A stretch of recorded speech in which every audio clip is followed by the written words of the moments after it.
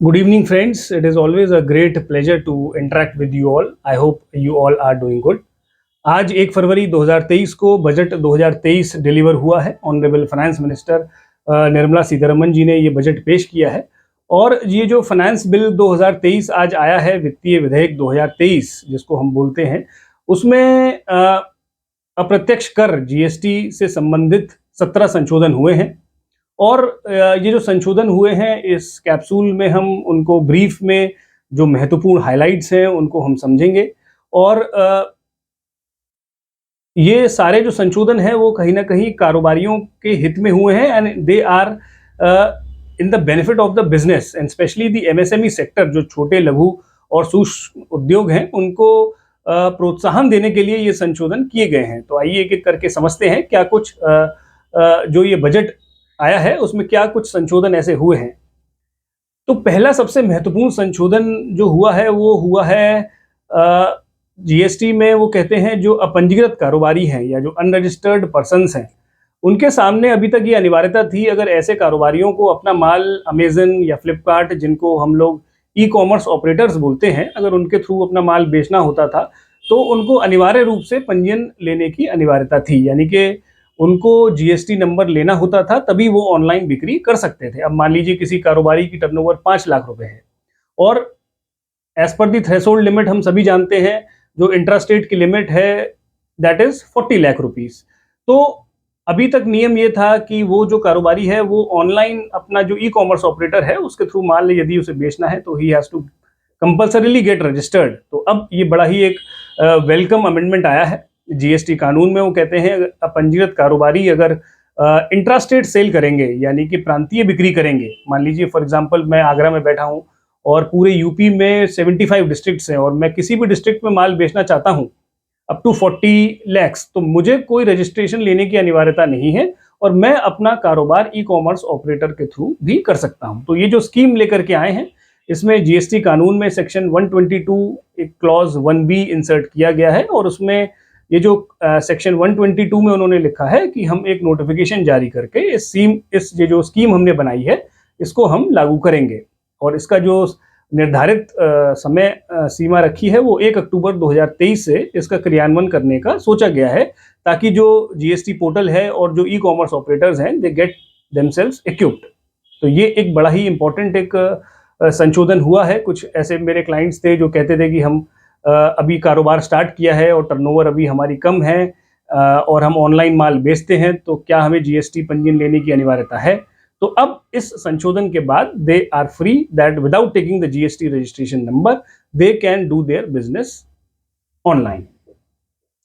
इसी प्रकार से we all know that GST कानून में समाधान योजना के कारोबारी होते हैं जो कॉम्पोजिशन स्कीम लेते हैं और 1% या 6% के रेट से वो माल अपना सप्लाई करते हैं। तो इन कॉम्पोजिशन डीलर्स के लिए भी अभी तक ये अनिवार्यता थी कि अगर वो उन्हें अपना माल बेचना है तो उन्हें कॉम्पोजिशन से नॉर्मल डीलर बनना पड़ता था। तो अब इस फाइनेंस एक्ट में संशोधन किया गया है, सेक्शन 10 में they have made the amendment और ये बोला है कि अगर composition dealer E commerce operator के थ्रू अपना माल बेच सकता है without turning himself into a normal dealer. तो this is also a very welcome step in the budget.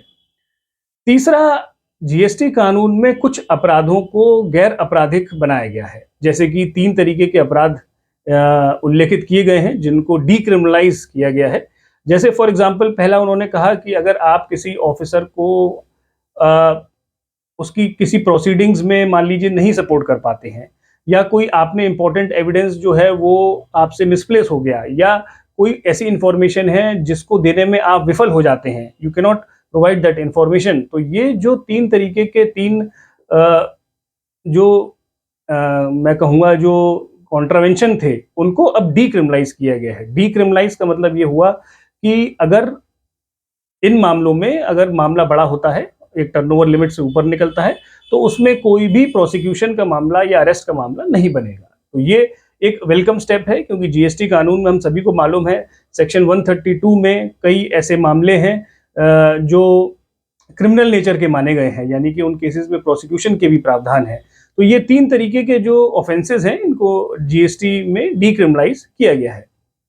तो ये एक महत्वपूर्ण संशोधन था। इसके अलावा एक संशोधन ये किया गया है कि अभी तक जो प्रोसिक्यूशन के पावर्स थे वो जीएसटी कानून में, अगर कोई करवंचन का मामला 1 करोड़ तक का होता था, 1 करोड़ से अधिक बनता था, तो प्रोसिक्यूशन लॉन्च कर सकता था कोई भी जो अधिकारी है वो कारोबारी के विरुद्ध। उसमें जो लिमिट थी वो दैट वाज 1 करोड़। तो इस लिमिट को अब बढ़ाकर 2 करोड़ कर दिया गया है। जनरली सर्च के केसेस में जनरली ये देखा जाता था कि जो डिपार्टमेंट ऑफिसर्स हैं वो कहीं ना कहीं इस जो लिमिट है 1 करोड़ का भय दिखा के कहीं ना कहीं उनको ये पैसा जमा कराया जाता था, या इसका दुरुपयोग कई मामलों में होता था। तो अब इस लिमिट को बढ़ा के 2 करोड़ कर दिया गया है, विच मीन्स दैट केवल 2 करोड़ से ज्यादा के जो करवंचन के मामले होंगे, केवल वहीं पे डिपार्टमेंट जो है वो प्रोसिक्यूशन, जो अभियोजन की कार्रवाई है, वो लॉन्च कर सकता है। This is also a very welcome judgement, welcome amendment by under the finance bill. तो ये बड़ा ही इंपॉर्टेंट एक वो है। लेकिन इसमें बस उन्होंने कहा है कि जो फर्जी बिल के मामले हैं, कि किसी कारोबारी ने मान लीजिए बिल जारी किया लेकिन सप्लाई नहीं की, तो ऐसे मामलों को में जो है वो लिमिट एप्लीकेबल वो 1 करोड़ की ही होगी। एक और संशोधन किया है जीएसटी कानून में।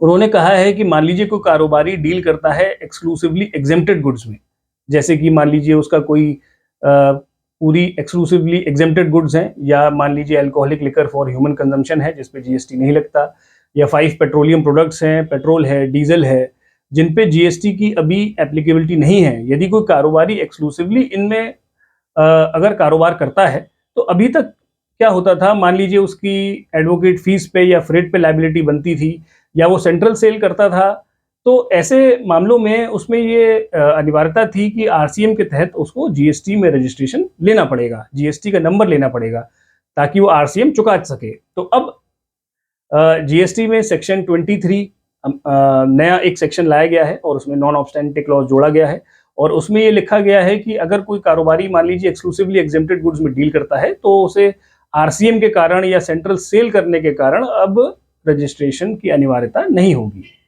So this is also a very welcome amendment which has come up. एक और जीएसटी में प्रॉब्लम थी, जैसे कुछ बायर्स हैं, उनके कुछ नोटिसेज आते हैं कि आपके जो परचेज इनवॉइसेज हैं they are not reflecting in your GSTR 2A। तो ऐसे मामलों में जब पता करा जाता था तो ये मालूम पड़ता था कि in many cases the supplier have not filed their GSTR 1।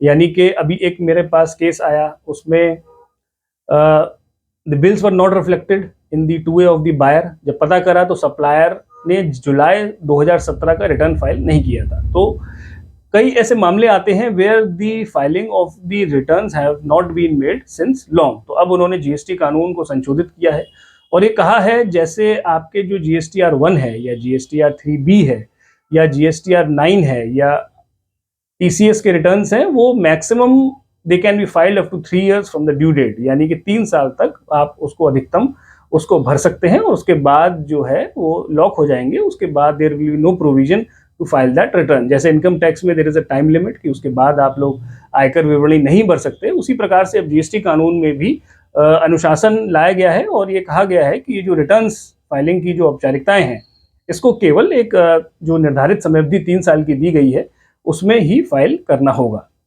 These were the amendments important which have been made in the GST law. So this was all from my side. Thank you and have a nice day. Thank you very much.